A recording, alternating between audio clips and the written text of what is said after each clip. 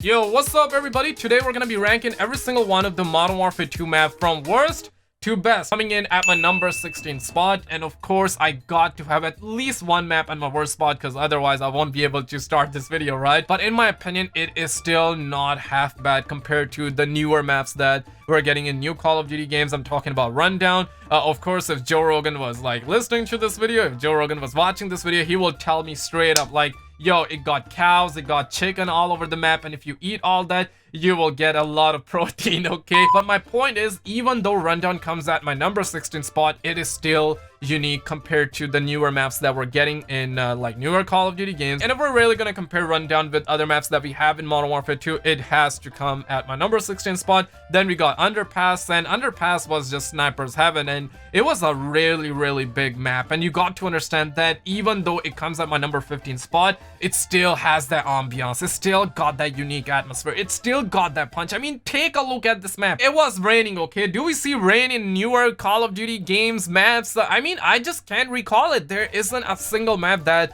is this legendary, okay? I know it comes at my number 15 spot and I'm kind of contradicting myself, but I still like this map. But of course it has to be at my number 15 spot, because some of the other maps that we got on the list, you gotta understand that we got Scrapyard, we got Afghan, we got Terminal, we got you know, I don't want to be talking about those maps just right now. But at my number 14 spot, we have The Invasion. It is a really good urban combat map. Believe it or not, this is one of those maps that was linked with the Euphrates Bridge, which is one of the worst map in Modern Warfare 2019. It is still good if you are somebody who likes to snipe, and if you're good with the snipers, and if you end up finding a non-skill based matchmaking lobby, which let's be real, it's pretty hard. This map is connected with the Euphrates Bridge, and this was a nice little nod, a nice little Easter egg. And I just wish that we had Invasion in Modern Warfare 2019, because I think this map would have been way better compared to the Euphrates Bridge. But regardless, it comes at my number 14 spot. Then we got Estate. That's one less loose end.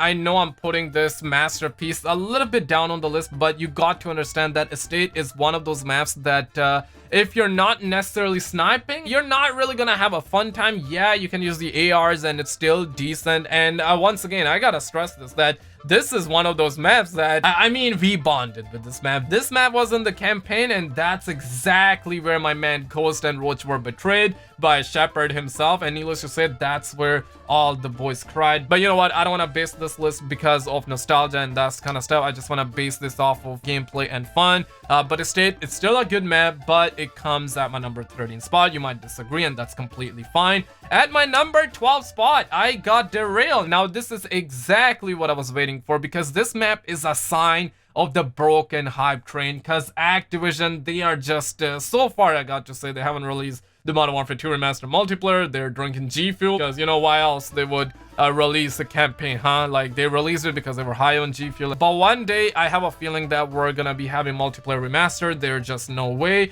And Derailed, I just love this map. Just look at this map. Even after all these years, this map is standing tall and it's looking gorgeous. But one thing I got to say that's gonna be a little bit negative about this map, of course, if this map was in Battlefield, and you got to understand that when Modern Warfare 2 first came out, Bad Company 2, they had like some sticker on the back of the cover saying that, hey, Bad Company 2 is better than Modern Warfare 2. And I personally love Bad Company 2. I personally love Modern Warfare 2. Like, Bad Company 2 was my first FPS game. Then I bought like Black Ops 1. Then I also got into Modern Warfare 2. So needless to say, this is one of those maps that gives me that Bad Company 2 vibe, and I personally love it. But in terms of Call of Duty, it was pretty huge. But of course, like 9 out of 10 times people would be right in the middle. Then we got Karachi, and this is one of my least favorite map, but I do know that it is a ton of people's favorite map, and this map is really good gameplay wise. And it's still, once again, I mean, I think I'm repeating myself, but I got to, it is true, because hey, the ambiance, the atmosphere, like Modern Warfare 2, it got that. Every single one of the maps is unique. Then we got Quarry, and this map, what else can I say? It was unique as a because you got the white blocks all around.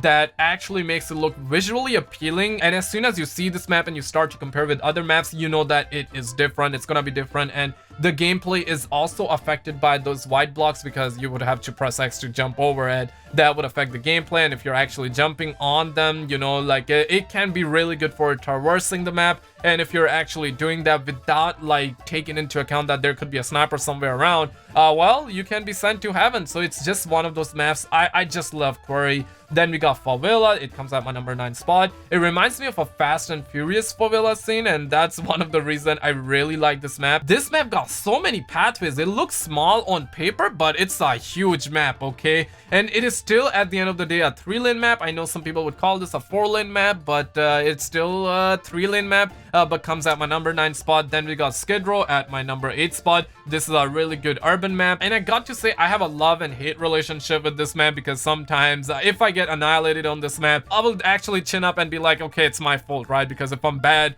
I'm bad. It's not the map's fault. But I really feel like that Skid Row is one of those maps that you're gonna love it if you do good. If you got like good teammates, you're gonna do good, you're gonna love it. But if you do terrible, you got terrible teammates, you're gonna do even more terrible, and then you're gonna hate this map. So it's a yin and a yang, right? Then we have Scrapyard. Once again, this is a 3-lane map, and in my opinion, the best 3-lane map in Modern Warfare 2. They also have it remastered in Call of Duty Warzone. That's like the battle royale for Modern Warfare. Totally love this map, and of course, if Modern Warfare 2 Remastered Multiplayer comes out, that's probably gonna be one of my go-to maps. Then we got Afghan, and you know what? This map is exactly where the devs were like, you know what? Let's actually put a little more care, okay? They got beds, my guy. They got beds down there, so you do not hurt your feet. Like, have you heard about any devs like doing that for their player base? Absolutely not. The care Infinity Ward put in this game was just amazing. It was just extraordinary. They wanted you to jump, but they wanted to make sure it doesn't hurt. They wanted you to fly, but they wanted to make sure that you keep your feet on the ground. You know what I mean, right? Like, today's devs